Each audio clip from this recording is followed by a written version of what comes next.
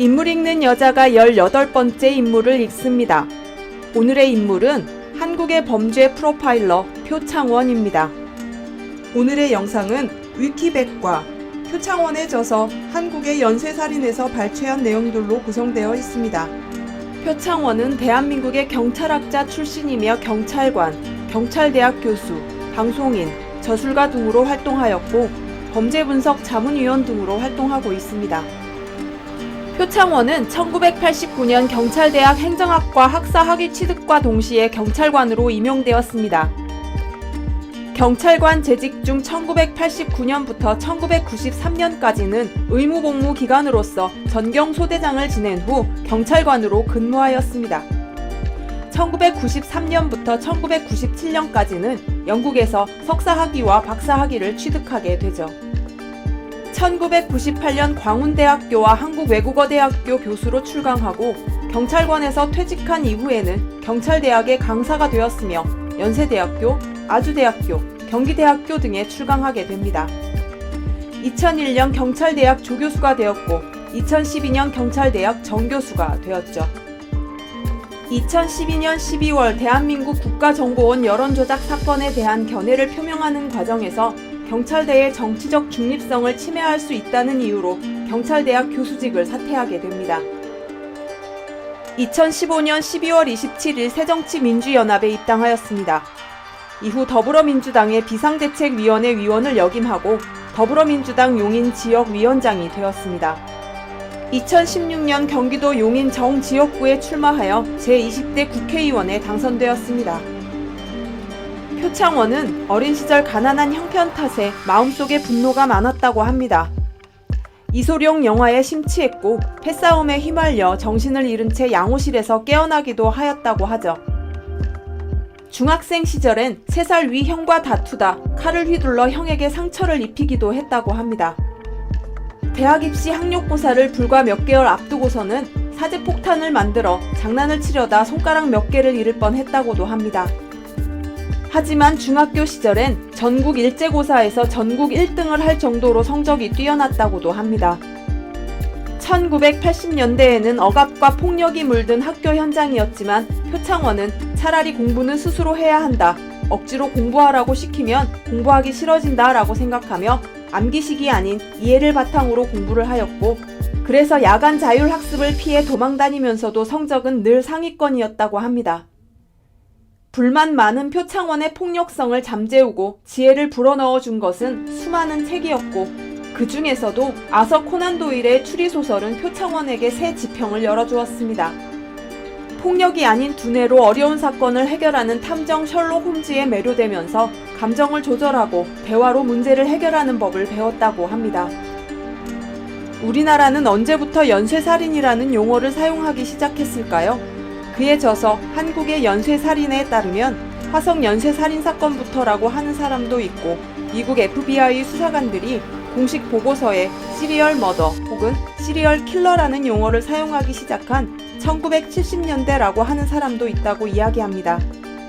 하지만 테드 번디나 게리 리지웨이 등의 이름난 연쇄살인범 검거 및 면담 연구로 유명한 미국의 연쇄살인 전문 범죄심리학자 로버트 캐펠 교수에 의하면 연쇄살인 및 연쇄범죄라는 표현은 이미 1950년대부터 미국과 영국의 수사관들이 사용하기 시작했다고 합니다. 그렇다면 연쇄살인이란 무엇일까요? 일반적으로 납득할 수 있는 살인의 동기나 계산 없이 살인에 이르는 흥분 상태가 소멸될 정도의 시간적 공백을 두고 2회 이상 살인을 저지르는 행위를 연쇄살인이라고 정의합니다. 표창원에 저서 한국의 연쇄살인에 따르면 그동안 연쇄살인을 둘러싸고 제기된 논의들과 한국에서 발생한 다수의 살인사건들을 근거로 한 것이라고 밝히고 있습니다. 동일범이 여러 명을 살해한 사건이 우리나라 신문에 최초로 보도된 것은 1921년 조선인 이판능이 일본 도쿄에서 17명을 살해한 사건이라고 합니다.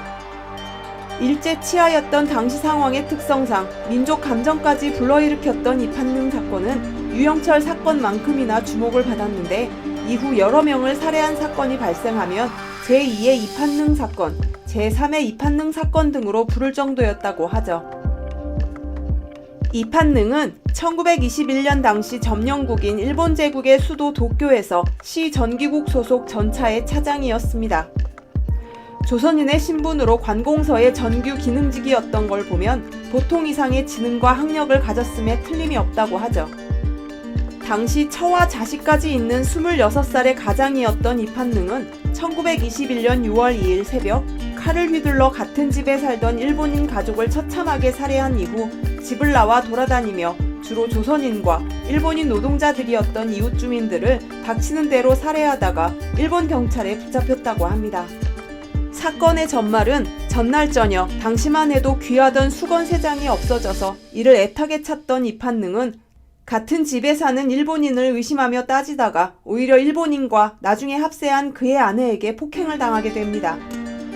이판능은 너무 분한 나머지 경찰서로 달려가 절도 및 폭행죄로 고소하려 했지만 조선인을 업신여긴 일본 순사가 이를 제대로 처리해주지 않자 평소에 무시당하고 차별받던 서러움까지 북받쳐 올랐습니다. 자려고 누워도 잠이 오기는커녕 억울하고 분한 생각만 끌어올라 결국은 부엌칼을 찾아들고 옆방 일본인 가족의 침실로 건너가 잔뜩 흥분한 상태에서 닥치는 대로 찔러 가족을 다 죽이고는 그 칼을 들고 집을 나와 이리저리 돌아다니며 아무나 찌르다가 검거된 것입니다. 일본 재판부는 사건 자체가 전례 없이 충격적이었을 뿐만 아니라 피의자 이판능의 가족과 친지들이 고용한 일본인 변호사가 정신착란에 의한 행동이므로 법적인 책임을 물을 수 없다며 무죄를 주장하고 나섰기 때문에 당대 최고의 정신과 의사, 당시 제국대학교 교수 미야케 코우이치 박사에게 심층적인 정신감정을 해달라고 의뢰하여 감정 결과가 나올 때까지 공판을 4개월이나 연기시키기도 했다고 하죠. 미야케 박사가 법정에 제출한 정신감정 보고서는 이판능이 옆방의 일본인 가족을 살해했을 때는 의식이 있었으나 추가 살인을 할 때는 이성을 잃고 몽롱한 상태였다고 결론을 지었다고 합니다. 이 사건이 자칫 민족 감정을 자극해 식민 통치에 지장을 초래하지 않을까 하는 부담이 컸던 걸로 보인다고 한국의 연쇄살인에서는 이야기하고 있습니다. 점령국에 와서 막노동을 하며 핍박과 서름을 당하던 조선인들이 공판장에 몰려들며 관심을 보이고 조선신문에서도 범행 동기가 일본인 이웃의 폭행과 일본 경찰의 무시와 차별이었음을 주장하며 억울한 눈물을 흘리는 이판능에게 연일 동정적인 보도를 했던 것이죠. 여러 차례 공판 기일을 변경해가며 1년을 넘게 끌던 재판은 범행 당시 이판능의 정신감정을 실시한 미야케 박사와 검찰 측의 견해가 극명하게 대립해 다시 제3의 전문가에게 정신감정을 의뢰하는 등 신중에 신중을 거듭했다고 합니다. 결국 1심 판결에서 무기징역을 선고받은 이판능은 항소를 했고 사건 발생 2년 6개월 만인 1923년 12월 17일 항소심 선고 공판에서 징역 7년 6개월이라는 엄청난 감형을 받았습니다. 여기서 이판능의 살인사건이 우리나라 최초의 연쇄살인범이라 할 수 있을지 의문이 드시겠지만 앞에 내린 정의와는 다른 살인입니다. 이 살인은 흥분된 상태에서 흥분을 가라앉히지 못하고 저지른 행동이기 때문에 연속살인이라 해야 한다고 정의하고 있습니다. 우리나라에 실제 연쇄살인에 해당하는 사건이 발생했다는 사실이 처음으로 알려진 것은 1929년이라고 합니다. 일제 식민 지배가 한창이던 그해 여름, 한 달 간격으로 남자 어린이 2명이 같은 수법으로 성폭행 후 살해당하는 사건이 연이어 발생했던 것이죠. 첫 사건은 1929년 6월 2일 경기도 고양군 벽제면 대자리 산속에서 소를 풀어 꼴을 먹이던 11살짜리 목동이 성폭행을 당하고 목 졸려 숨진 시체로 발견되었습니다. 그 뒤 한 달 후 9살짜리 남자 어린이가 유괴되어 동네 뒷산에서 역시 성폭행을 당한 후 목 졸려 숨진 시체로 발견된 것입니다. 범행 수법과 피해 대상이 워낙 독특하여 동일범의 소행임을 확신한 경찰은 범행 장소 주변에서의 탐문 수사를 통해 목격자를 확보하고 남자 어린이를 대상으로 한 변태 성욕 사례를 전국적으로 집중 조사하기 시작했다고 하죠. 범인이 검거된 것은 사건 발생 후 1년 반이 지난 1931년 2월 남자 어린이들을 대상으로 한 성추행으로 여러 번 붙잡힌 전과가 있는 진천 출신의 이관규가 범행 직후 종적을 감추자 경기도 경찰부에서 전국에 지명 수배를 했던 것이라 합니다. 소아 기호증적 성범죄자인 이관규는 결혼하여 아이가 5이나 있는데도 여자를 혐오하고 기피하여 가까이 하지 않다가 30대 후반에 이르러 남자 어린이에 대한 동성애적 소아 기호증이 드러나기 시작하여 2건의 연쇄살인을 포함한 남아 성폭행을 수십 번이나 했다고 털어놓았다고 합니다. 범죄자는 근본적으로 보통 사람하고 다르다. 그들은 처음부터 범죄자로 태어난다. 원시시대의 형질들이 몇 대를 지나 격세유전해서 후대에 나타난 돌연변이이기 때문에 외모부터 다르다. 20세기 초 이탈리아의 외과의사 롬브로조가 수많은 범죄자들을 관찰하고 내린 결론으로 이른바 생리적 범죄자 이론이라고 합니다. 롬브로조가 찾은 생리적 범죄자의 특징은 광대뼈가 튀어나오고 팔다리가 지나치게 길고 가슴이 발달하고 털이 많고 이런 식이라 이야기하고 있지만 정작 우리나라의 유영철이나 정두영, 김대두 등 한국의 연쇄살인범들은 역시 미남형의 왜소한 체구 등 범죄자형이 전혀 아니라고 합니다. 또한 1960년대에는 남성 성염색체인 Y염색체가 하나 더 있는 돌연변이가 폭력적이고 반사회적이라는 주장이 제기되어 세계를 흥분시켰지만 일반화할 만큼 인정받지는 못했다고 하죠. 이후 살인의 유전성이라는 연구도 있었지만 범죄자의 가계에 대한 연구가 이어지면서 범죄성이 유전된다는 증거에 부모가 살인범이었다든지 하는 경우는 눈에 띄지 않았다고 합니다. 최근의 관심은 세로토닌이라는 뇌신경 전달 물질입니다. 분노 감정을 억눌려 정서적 안정감을 가져오는 역할을 세로토닌이 하는데 세로토닌이 덜 생성되는 사람들을 조사해보니 동일한 유전자에서 이상이 발견된 것이라 합니다. 쥐의 유전자 조작으로 세로토닌이 잘 분비되지 않는 쥐가 다른 쥐들을 마구 물어뜯고 공격하여 죽여버리는 것이 확인된 것이죠. 또한 미국 법조계에서는 살인범들의 변호인이 세로토닌 수치가 일반인보다 낮다는 측정 결과를 제시해 감형을 받는 얘기가 여럿 있을 만큼 증거로 인정받고 있음을 감안할 때 연쇄살인범 등 흉악 범죄자들에 대한 세로토닌 측정을 의무화하여 연구해볼 필요가 있다고 그에 져서 한국의 연쇄살인에서는 밝히고 있습니다. 미국의 연쇄살인범 존 웨인 게이시는 어린 시절 알코올 중독자인 아버지에게 상습적으로 폭행을 당하며 자랐다고 합니다. 또 다른 연쇄살인범 헨리 리 루카스의 엄마는 어린 루카스를 불로 지르거나 몽둥이로 때려서 기절시키기 일쑤였고 툭하면 여자 옷을 입혀서 학교에 보냈으며 아들이 보는 앞에서 아무 남자하고나 성행위를 했다고 하죠. 우리나라 연쇄살인범들도 다르지 않다고 합니다. 김혜선은 어린 시절 아버지에게 허리띠 등으로 무수한 폭행을 당하고 알몸으로 쫓겨나기 일쑤였으며 정두영은 어린 시절에 2번이나 엄마에게 버림받아 고아원에 맡겨졌는데 고아원에서도 또래에 비해 작은 체구 때문에 늘 폭행과 따돌림에 시달렸다고 합니다. 어린 시절의 학대와 충격적 경험은 여러 형태로 악영향을 미친다고 합니다. 우선 뇌기능 자체의 문제, 프로이트의 리비도의 고착으로 이어져서 성장기 이후 각종 퇴행 현상, 어린 시절의 엄마 품에 대한 절대적 집착으로 불안하면 구강의 리비도가 고착되어서 식이장애를 일으키거나 무엇이든 물어뜯는 버릇이 생기는 등 퇴행 현상이 나타난다고 합니다. 특히 모성결핍을 해소하기 위해 변태적인 성적 취향이나 방화 충동을 느끼기도 한다고 하죠. 이외 사회적 스트레스 등이 연쇄살인을 일으키는 요인들이라고 합니다.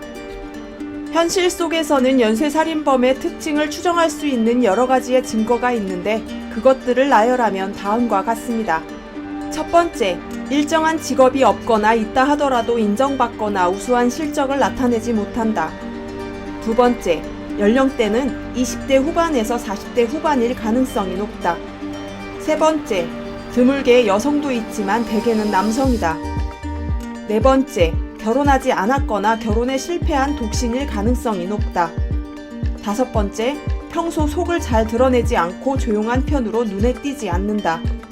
여섯 번째, 간혹 아무것도 아닌 일로 자신을 무시한다고 화를 내거나 싸늘하게 하여 주위를 놀라게 한다. 7번째, 사는 곳이나 개인 물건 등을 남에게 보여주지 않는 등 사생활을 철저히 감춘다. 8번째, 진지하게 대화하거나 남의 말을 잘 들으려 하지 않아 친하게 지내는 사람이 없다.